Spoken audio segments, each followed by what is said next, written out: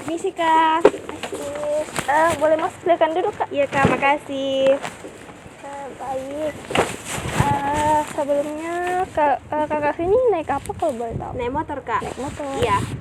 Alamatnya di mana kalau boleh tahu Kak? Alamat saya sebenarnya di Sirenja, tapi saya tinggalnya di Palu Kak, karena saya kuliah di sini. Oh, cukup jauh ya Kak? Iya Kak. Oke, sebelumnya mungkin kita boleh perkenalan dulu.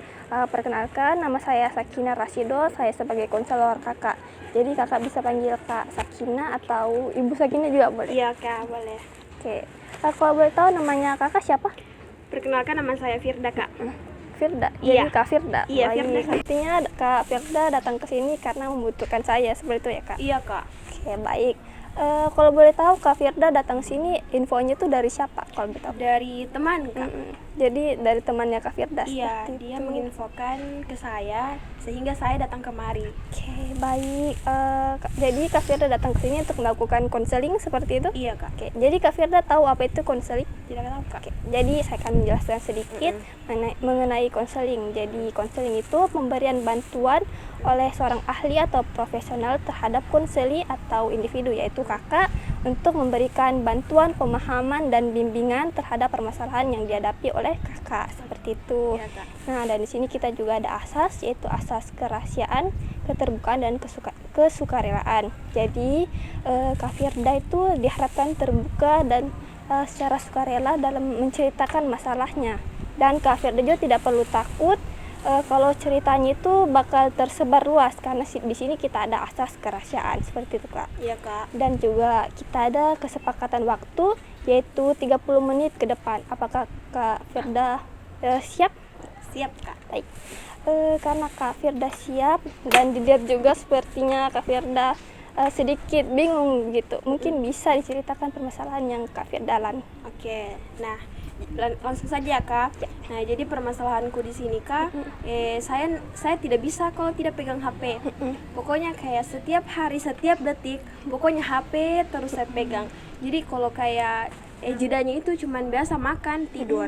Jadi yang lain itu saya tidak bisa. Jadi kayak setiap aktivitas apa segala macam yang setiap hari saya lakukan itu kayak tidak luput dari pegang HP. Jadi bisa dibilang Kak Firda ini kecanduan gadget seperti Iya itu Kak. Kalau boleh tahu Kak Firda sudah begini sejak kapan? Kalau sejak kapan? Iya. Sejak SMA Kak. Sejak memasuki bangku SMA kelas 1. Oh, di situ Kak Firda sudah diberikan akses untuk menggunakan HP seperti Iya, Kak. itu.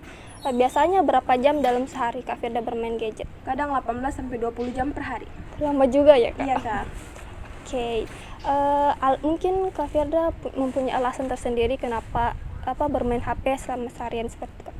Kalau alasan sih saya juga nggak tahu Kak sebenarnya. Cuman saya saya malas kayak bergaul, bukan bergaul sih, bergabung dengan teman-teman di sekitarku itu, kayak teman-temanku yang kayak kemana-mana bareng-bareng sama teman.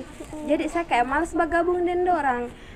Saya pikir saya kayak lebih bagus, lebih kayak lebih ada waktuku di rumah dan kayak lebih saya suka lagi di kamar, di main HP, apalagi kalau saya sukanya baca novel. Jadi kayak waktuku itu kayak terbuang di situ saja.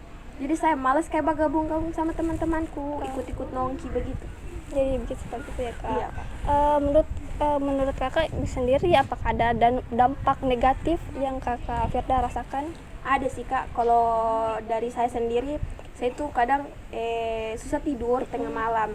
Nah, jadi biasa tidur juga kayak paginya itu kayak sudah lambat ke sekolah begitu. Jadi saya kadang tugas-tugas yang di sekolah itu kadang kayak tidak saya kerja. Jadi dampaknya itu, dan saya kayak emosi sendiri, gampang menangis. Kalau untuk lingkungan sekitarnya ada dampak tersendiri? Ada sih Kak. Kalau kayak dari lingkungan sekitar, kayak teman-teman sekitar, teman-temanku biasa itu kadang dia tidak, kayak orang kayak bodoh amat sih sama saya, kayak tidak menegur saya terlalu, karena saya kan jarang kayak berkomunikasi dengan orang, kayak bergabung dengan orang. Jadi orang kayak malas sudah sama saya, saya kayak berpentingkan HP daripada orang begitu. Iya, jadi di sini Kak Firda bisa dibilang kayak terlalu begitu dengan bermain HP seperti itu. Jadi Kak Firda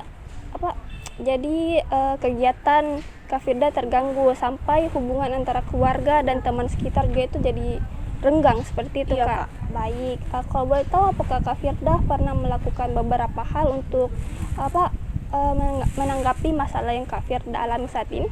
Kalau sejauh ini Kak belum ada sih Kak, karena saya juga tidak tahu Kak bagaimana caranya supaya saya itu kayak tidak terlalu kayak kecanduan gadget sekali, kayak Baik. setiap hari itu pokoknya pegang HP terus. Saya tidak tahu bagaimana caranya untuk melepaskan itu semua. Ya, oke. Jadi mungkin saya akan memberikan beberapa tips untuk Kak Firda. Apakah Kak Firda mau menerimanya? Iya Kak. Baik.